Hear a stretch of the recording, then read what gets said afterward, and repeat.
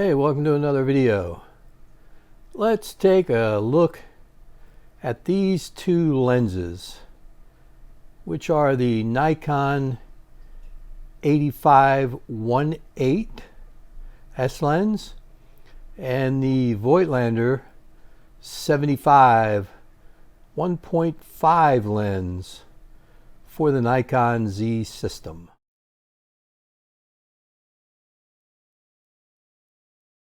Before we do that, however, someone left in a comment and asked me about the difficulties of manual focusing and how I deal with it.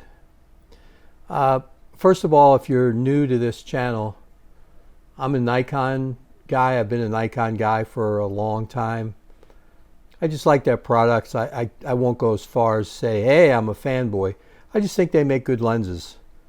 And so that's really the reason why I shoot with Nikon. Now I have a Z8 and a Z7II.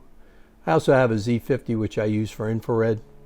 But I'm going to show you how I do it on a Z8 just because that's what I use the most of. On a Z8 and just about any camera you're going to get now, you're going to have at least one function button. On the Z8 you have two in the front, and you have another on the back, and there's also other ways of setting up different buttons to do different things. However, on this function button here, I set it up so that all I have to do is tap on that button when I'm focusing, and it'll zoom in 100%, and I'll fine-tune the focus, and then I can always tap it again and zoom out. But normally once I have fine focus, I just snap the photo.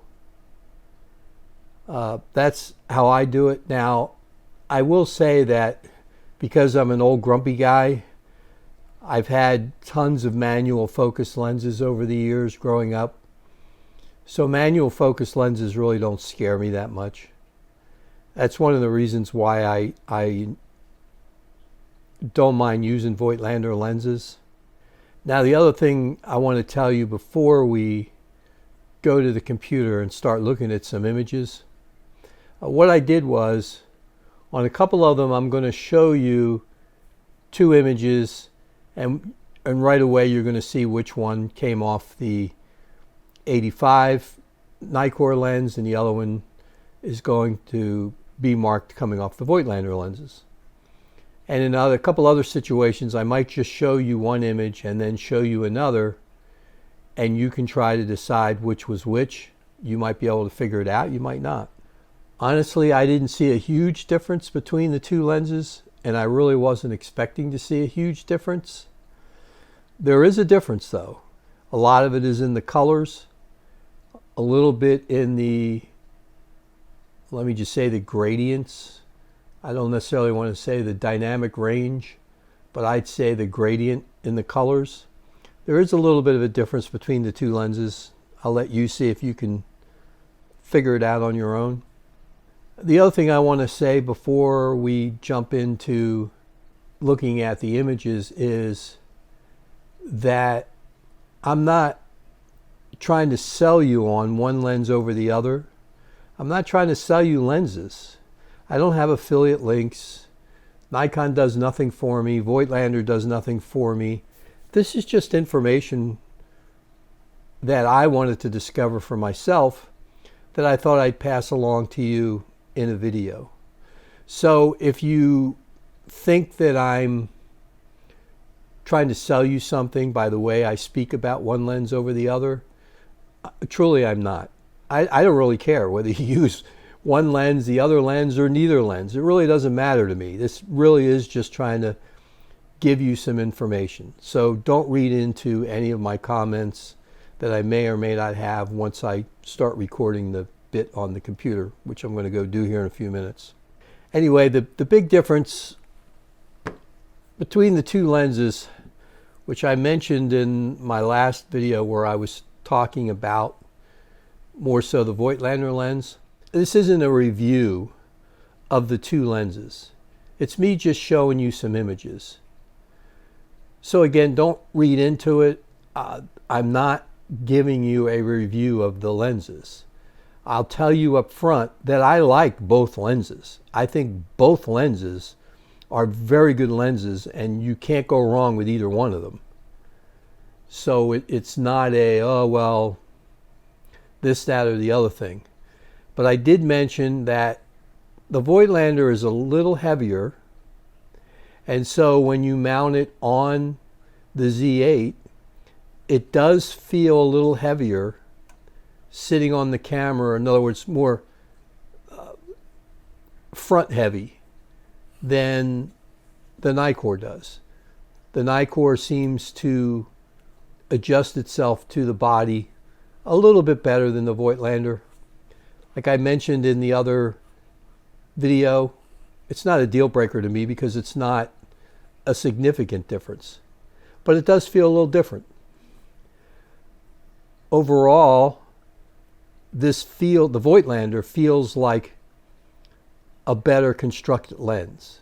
It has more metal in it than the Nikon, which feels a little bit more plasticky. However, as you're going to see once we get to the computer, there's not a huge difference in the images.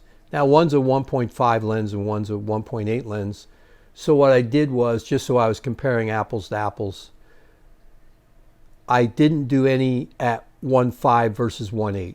I didn't think that would be fair to the Nikon lens. So I started them all at 1.8. In a couple of images, you might see them at 2.8, f4. I think I even did one at f8. But I didn't try to compare 1.5 to 1.8. I didn't think that was appropriate. But other than that, you can look and see how much of a difference you see in the lenses, and if you think it's worth going to a manual focus over an autofocus or vice versa, depending on the images. Again, I love this 85-1.8 lens. It's an excellent lens. And if you've watched my other videos, you know that I love the Voigtlander lenses. I think they're incredible lenses. So again, you can't really go wrong, but there are differences between the two lenses, other than the one being manual focus and the other one being autofocus. You can switch back and forth to go autofocus or manual focus with the 1.8. Obviously, most times I'm going to use it in autofocus. That's the advantage of it. And I do think that the Voigtlander is, construction-wise, this thing it's a tank. It's going to last forever. It's a beautifully constructed lens. So let's go to the computer and see what we can find. Unless I say otherwise, every image that you're going to see is straight out of camera. I didn't adjust the colors, textures, clarity, anything. Straight out of camera. I also tried to move forward or backwards so that it wasn't obvious as to which one was 75 and which one was 85mm.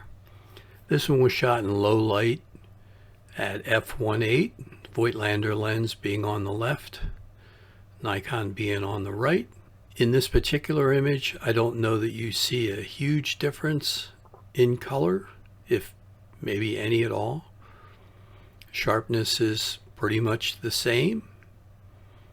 I tried to do the focus point at the same point, which I believe was on the B and the PB and J's. But other than that, the two are straight out of camera, and you can take it for what it's worth. With this image, I think you can see a difference in the brightness of the lens, the colors of the lens. This was at f1.8 with the Nikon being on the left. I think the sharpness in the lens at 1.8 is for the most part identical, but you can see a little bit of difference in the colors and the brightness of the lens. Now, I didn't move that box. It sat in the exact same position. The lighting should have been the same. The only difference should have been the lens. I'm going to show you another one now at f4, and you can decide on your own which one you like better. At f4, if you take a look, I think the colors are fairly consistent compared to the F1.8.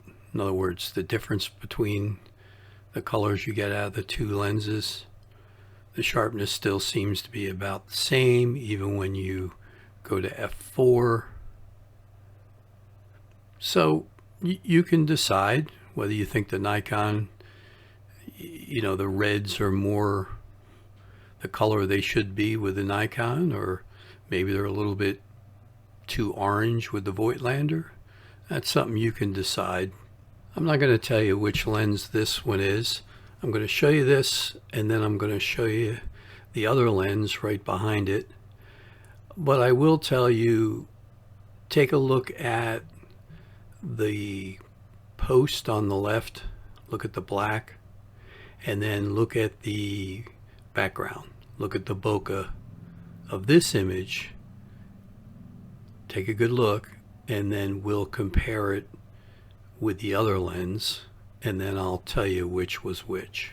Here's the second image. Take a look at that post. Look at the black, and look at the background. The bokeh is slightly different. Not by a lot, but it is different. I think the wiring on the fence is just a hair different, and I think the gradient in that post is just slightly different. And you can say, well, it's because of the exposure. Maybe. I took both images within a few seconds of each other as quickly as I could to change lenses, and I used the same exposure, meaning the same point in the camera that said it was properly exposed. But I do think if you compare that with the last image, where the one lens was a little bit brighter than the other, then you'll notice that the first image was the Nikon lens and the second was the Voigtlander lens. Let's take a look at one more. What I want you to take a look at is the color of the grass and also the road. A little bit with the blue truck at the end of the road behind the stop sign. I admit the lighting kept changing because of the clouds, so it may be a little bit of a variation because of that, but not necessarily the colors. This image and the next one was shot at f8. So here's the first lens, and then I'll put up the second one. Admittedly, the color variation is it's minor, but I think it's there. Again, look at the color of the grass, and if you have to, go back and look at the last image and look at the color of the grass. But I think more importantly, look at the grays in the road. I think there's maybe a little bit more difference between the grays in the road, and again you can say, well, it's because the lighting had changed. Maybe, but I think it's a little bit more than that. So the first lens, or the first image, was the Voigtlander, and the one you're looking at now was with the Nikon. And again, you may prefer one over the other. I'm not trying to tell you which one you should prefer, but I do think that there are slight variations between the two lenses. But Mike, one's an autofocus lens, one's a manual focus lens. There's a huge difference between the two just because of that. Not if you practice. So which lens did I take this image with? Well, it was the Voigtlander. And no, that wasn't straight out of camera. I did adjust it a little bit. But that's a manual focus lens. Shot at, I believe I shot that at f4. And with a little bit of practice, you got to remember, long ago people shot sports with the manual focus lens. I think sometimes we just get spoiled with the autofocus now. I know I do. However, if you do practice, you can use manual focus lenses. There's proof of it. But Mike, I shoot black and white. I want to render everything. I want to change everything to black and white. Now what do I do? I think both lenses are perfectly fine to convert to black and white. There's that same image just changed over to black and white. And if you were to do the same with the Nikon 85, you can get very nice black and white images out of it. I've done it many times.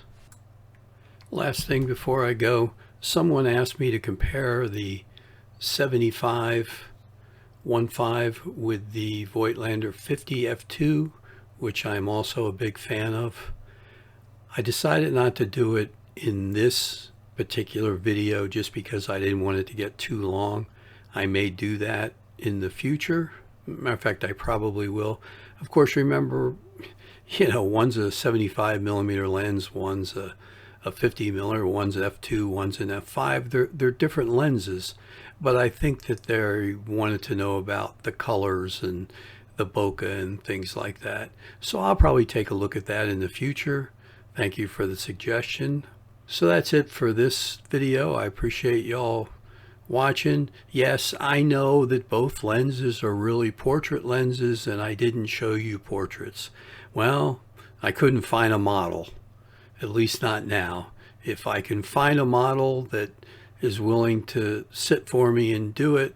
I don't always like using my grandkids, just, they're my grandkids and they don't always want to do things like that.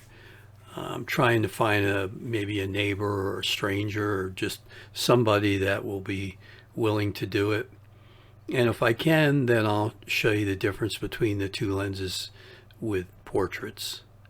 But for now, I appreciate you watching. And remember, an 85mm lens is not just a portrait lens. I know people think it is, but it's not. And the same with this 75. A lot of people use 85 for landscapes and other things. But if I have the opportunity to shoot a couple of portraits, maybe even comparing the 50 with the 75 and then also the Voigtlanders between the Nikons, I'll certainly do that. So I appreciate you hanging in there, and thanks for watching. Thanks for all your support. I know I do have a few subscribers that watch pretty much all my videos. I do very much appreciate you all. Thank you all for watching. And until next time, I'll see you soon. Take care.